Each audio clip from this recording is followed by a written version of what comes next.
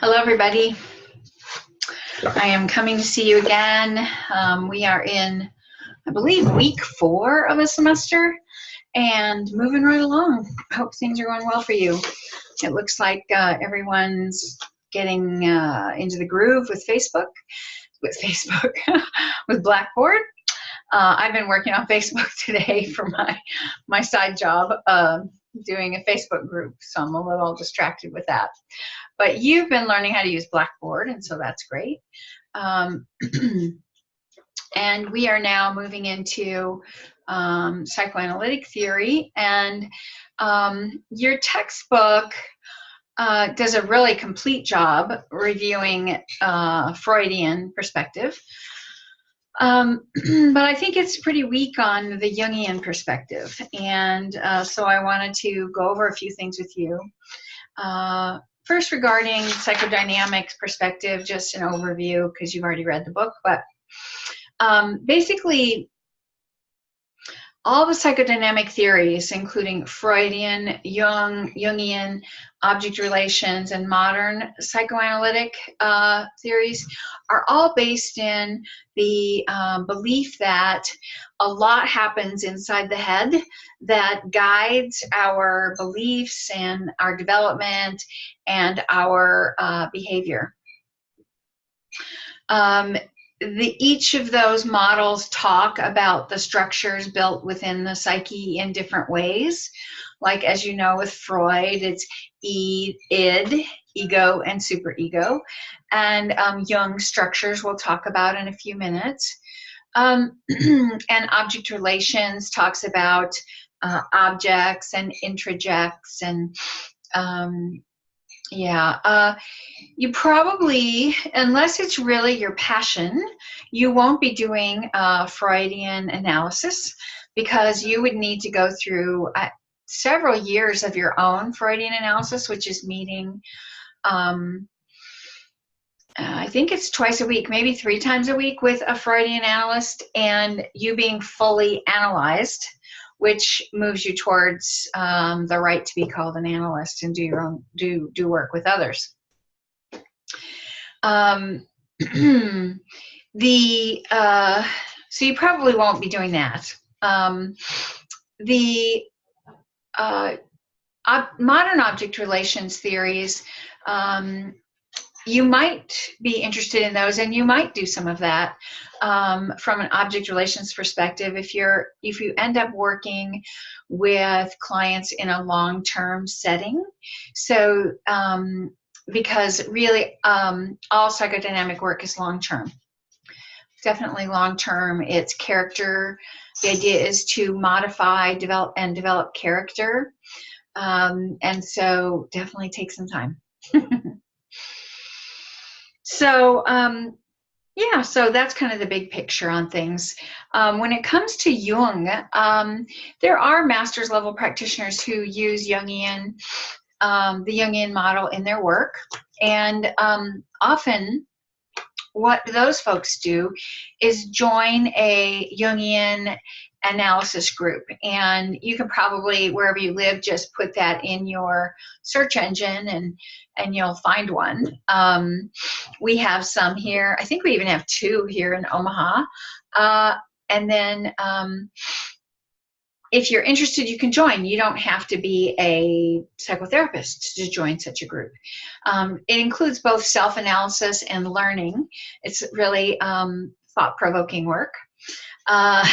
When you go to those meetings, I have a friend who went some, and a colleague who told me about her experiences as well in the one in Omaha. My colleague elsewhere is involved. So you might, if this is your thing, do more of it. So a couple things. First of all, when it comes to Carl Jung, you know, I haven't read your chapter for a little while, so I can't remember if they said this, but Jung and Freud were contemporaries. They were working at the same time, and they had a falling out, so that And it appears that it was Freud who got angry and refused to mend it with Jung. And so as their theory, because Freud felt as if Jung was a student of his, but actually Jung never felt like a student. He felt like a colleague. And so when Jung started developing his own ideas, Freud was threatened.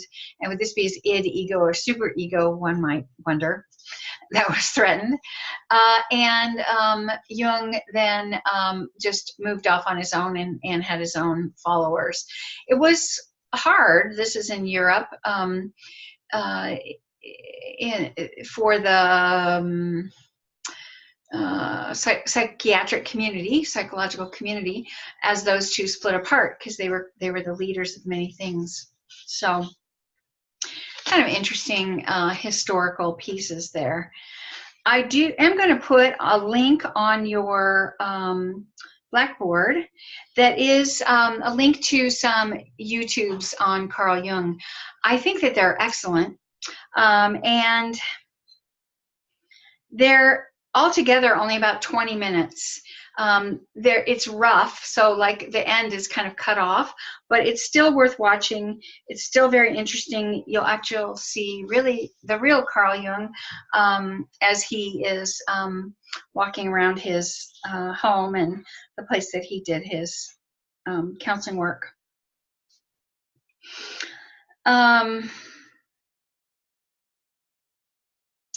Yeah, so what else should I go with here? Jung, like Freud, was born in the late 1800s. He was born in 1875 in Switzerland. And he went to, I don't know where that is, but he went to Basel University. And that's where he began corresponding with Freud. And they did that for about 7 years, this collaboration, until Freud broke it off. He also resigned from the International Psychoanalytic Association to even break away even further. Let's see. I'm looking at old notes here. I used to have a whole module written. I think what I'd like to do is go over the psyche and the development from a Jungian perspective. And so to do that, I am going to share my page so that now I believe you are seeing the page of, I just got to make sure you're seeing that. How do I tell? I apologize. I'm just going to pause this video so I can stop it. And I don't know how to tell, make sure which one you're getting. Screen to share. Okay, I think you're getting it. So I hope you see the model, which has a bell curve is what we would call it now, and inside some structures. These are the key components of Jungian beliefs about what's happening in our mind and our unconscious. So first of all, some key things about Jung that stand out are on the right side. The ideas of consciousness, and for Jung, that's all the ego. He calls it ego, and consciousness is what we're aware of, and the area in which that we act out of from that arena. It also, then above there, you can see the words persona, and persona is the way we present to the world. So it's not our true self, our persona, but it's the self that we feel like is acceptable to the world, and one that we create over time based on social feedback, really. So persona, consciousness, personal unconscious. So this is my unconscious, your unconscious, where in there are 3 structures. And First is the animus, and this is the female aspects or the more feminine aspects of the unconscious, which include nurturance and that sort of thing. The anima in the personal unconscious is the male characteristics primarily of the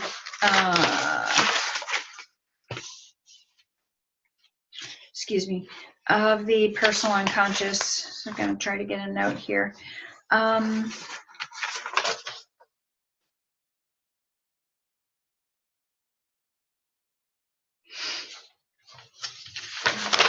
The anima is what we want to point out is that male or female, whatever gender I am, I really have both features. As a woman, certainly the female characteristics are socialized to be more fully developed, and as a man, those social characteristics are socialized to be more fully developed. So here's a note that Jung would have said: if a woman is dominated by her animus, she displays an aggressive personality rather than the more nurturing aspects of what was then considered the cultural norm for women, which is her persona.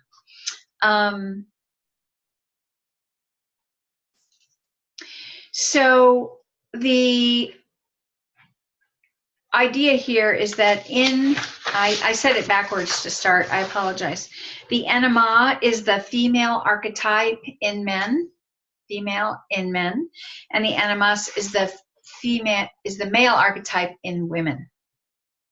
So if I'm a leader, like right now the leader of the Democratic Congress is a strong woman, and so she has an activated animus. It would be Jung's interpretation of that. And it all shows up in our ego and persona. Shadow is a very interesting concept because shadow refers to the aspects of ourself that we are not aware of consciously, but that peek out, seep through, sometimes under stress, sometimes just in dreams, sometimes in surprising ways.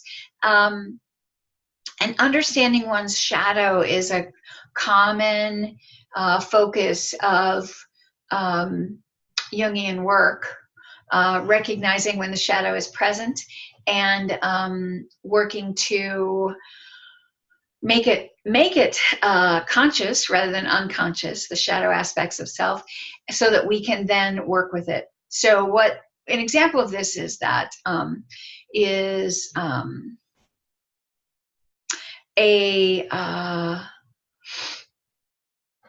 well, even for myself, as I was raised as a Irish Catholic girl in a mostly all male family. I had all brothers and my father and then my mother, male dominated anyway. And so a shadow aspect for female development in the 50s would have been anger, assertive action. Those things should be held back and denied. And so as a young person, I denied those despite them being there. And the only way healing and full development happens is if you recognize, oh, I have this part of me that's really angry. Oh, what am I going to do with that? Let's look at it and see if I can do something with it. Is a key part of development as you work with the unconscious in Jungian work. What else do I want to say about shadow? It's similar to the id idea in Freudian work. And we tend to be afraid of the shadow because of its negative influences or inferences, but actually it's just another part of us. And to be fully developed, fully human, and be able to operate outside of our persona from our real self, our true self, we need to recognize and face our shadow. All right, so then at the bottom there is archetypes. And archetypes are, oh wait, well, yeah, we can go with archetypes. Sorry, a little bit discombobulated here. So archetypes are ancient structures about humans that are in our collective unconscious. So the collective unconscious is the part of us that is connected to every human that's ever lived. That's the idea, is that I can access in my unconscious, because of the collective unconscious, I can access all human experience, extreme grief, loss, rage, fear. Even though I may not have experienced those things myself, I can recognize those in me because of the collective unconscious. So archetypes are part of that, and archetypes are our understanding, our these common themes that show up in culture forever, including ideas like the jester, the hero, the goddess, the crone, the devil or the evil, the warrior, the traveler, the wise one. All of these are archetypes that may have different names in different cultures, but have been with us since, Jung would say, since forever. But at least in our recorded history, we can see these archetypes being passed on from generation to generation, and that they just keep arising. So also the hero and the damsel in distress, the wounded woman and the man who rescues her. So I just thought of that because it's almost Valentine's Day. And so, if you watch a love story, you'll see archetypes in that love story. If you watch Harry Potter, or can't think of what that one was called. Oh no, I should be embarrassed. The one that Gandalf's in. The Hobbit and that series. Obviously lots of archetypes are present in those kinds of stories, but they're actually present in all our stories, every story, because they are our unconscious. They reach out and speak to each of us, no matter our individual background. So yeah, so those are the primary concepts in the psychology of Jung's theory. When we think about development with Jung's theory, what we want to recognize is that full development into full adulthood includes accepting both parts of ourselves and the shadow. So men exploring their female side, women exploring their male side, and both genders exploring their shadow. Now, how all this fits in people who see themselves as binary, I'm not sure. And so possibly they have both anima and animus, would be a way Jungian might describe that. And their developmental process would engage understanding their shadow and working with that. That is a guess on my part, understanding the theory as I do, but not having had that discussion with a Jungian. So I am going to stop sharing.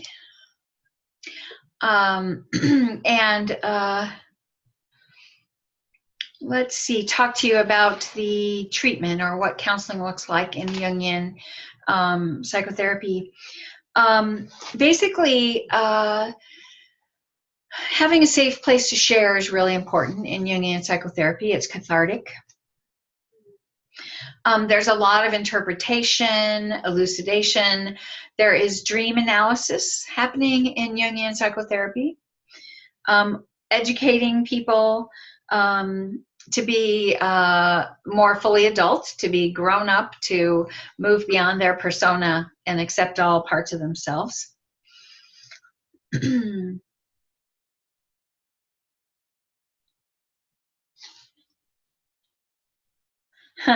Another key element of therapy is that the transformation of the therapist, that's you and I, into a healthy human being with an established philosophy of life.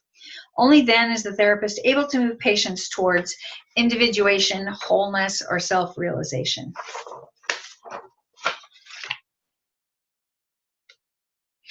So there's one other piece I wanted to share about that. The ideas that are most commonly used in our culture have been separated from Jung's theory, and so people forget. But actually, the Myers-Briggs Type Indicator, MBTI, which is drawn from Jung's theory, and kind of misused on a level, but it is drawn from Jung's theory. The idea of extroversion and introversion. You maybe have an intuitive preference or a thinking preference, feeling, thinking, intuitive, and rational, INFS, sensing, or a judging or perceiving perspective would be the way that you approach the world. So that's the Myers-Briggs criteria, those 4 domains. So the reason I say that the MBTI creators, which was actually 2 women, which is was quite unusual actually for when it was developed, and it's used all over the world for all sorts of things, especially marriage counseling and team building in workplaces. But the problem with it is that when you put all the 4 types together, it turns into 16 types in the MBTI. Jung never said there were 16 types. Jung never saw it as we could be broken down as 16 different people. And actually, statistically or test and measurement wise, the test doesn't hold that to be true either, that you could actually be one of 16 type people. You can have a preference on those domains, introversion, extroversion, for example, thinking or feeling, but it doesn't mean because if I'm an INFJ, which I am, or P, depends, then I'm a certain thing. That's just not true, because I'm not the same as other INFJs. If you put us all in the same room, we'd be like, really? We're the same? Of course, that could be our shadow, our unconscious not being aware, our personal unconscious. But so something to know about the Myers-Briggs Type Indicator. It does come from Jungian theory. So I just wanted to touch in with you and provide a little more background on Jung. And I am going to put his the links to the YouTube videos in the box here with the video on your discussion board. And I hope you find it interesting. So it's good to see you again. And I will see you. I don't know what my plan is for videos next week, but I will see you soon. Take care.